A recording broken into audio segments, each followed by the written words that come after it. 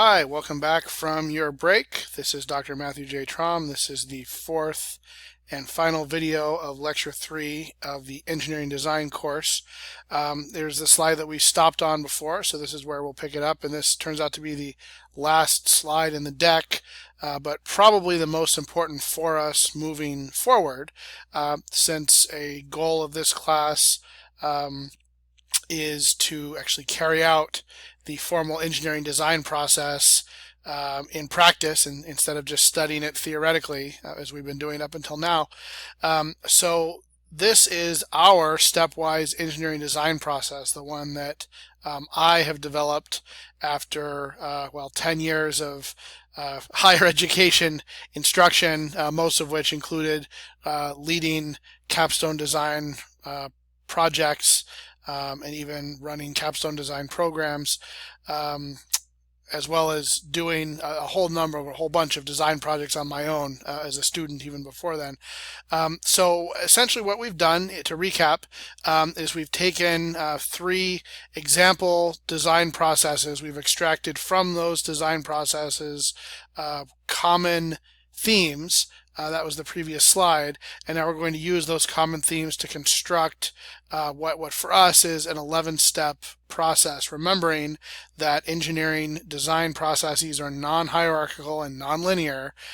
So even though these are ordered from 1 to 11, we do need the flexibility to be able to jump between steps and to backtrack as needed as we learn more about the design problem and the design solution in going through the process.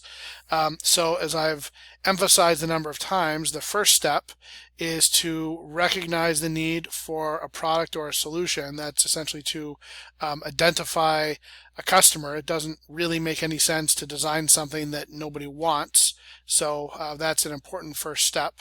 The second step is to define customer needs. That's typically a written customer needs statement where the customer who wants this device or design or service or object tells you what it is they want. And more often than not, the customer is a non-technical person, a layperson, and so a lot of times what they want comes out as a qualitative design requirement, a non-numerical design requirement. The third step is to refine needs into criteria and constraints. So this is where we take the customer needs that were mostly qualitative and try to quantify them, and also develop a series of design constraints based on other outward modalities that we may or may not have any control over. Things like safety standards and material properties and the size of the space that we have to work in all contribute to constraints.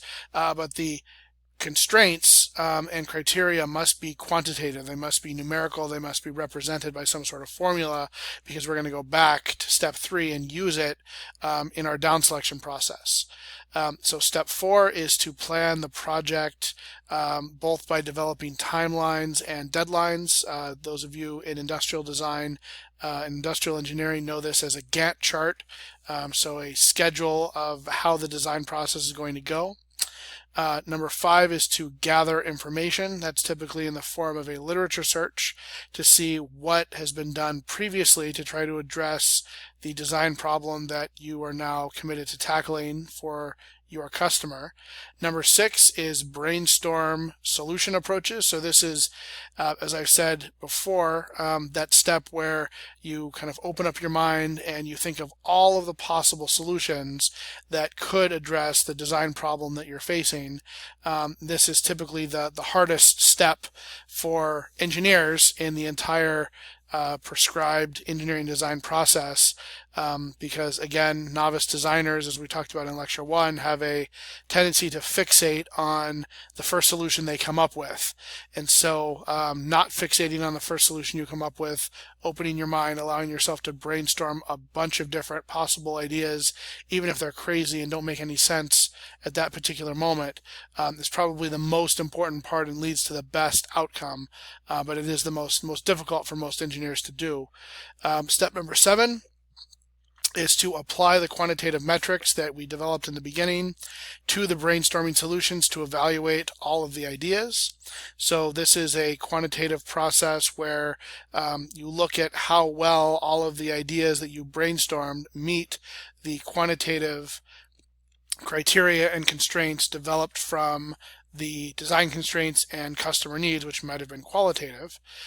Step 8 is a down selection. So this is a quantitative process where you select from all the possible brainstormed ideas the one or maybe two that are the best that you're going to pursue in much greater detail through development of a prototype, which of course is step 9, build a prototype of the preferred idea.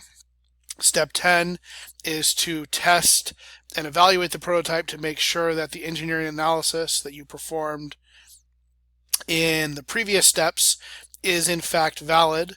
I once had a advisor, in fact he was a member of my doctoral committee, who used to say that the reason that we run experiments is to be reminded of what we forgot. So in case your analysis forgot something or wasn't complete, testing your prototype to make sure that it works as expected is really important, because obviously you don't want to go to the manufacturing step and make thousands of these things if they're defective. And that leads us to the final step, which is a reflection on the process. A lot of times this process results in a working prototype that isn't necessarily fit to become a commercial product.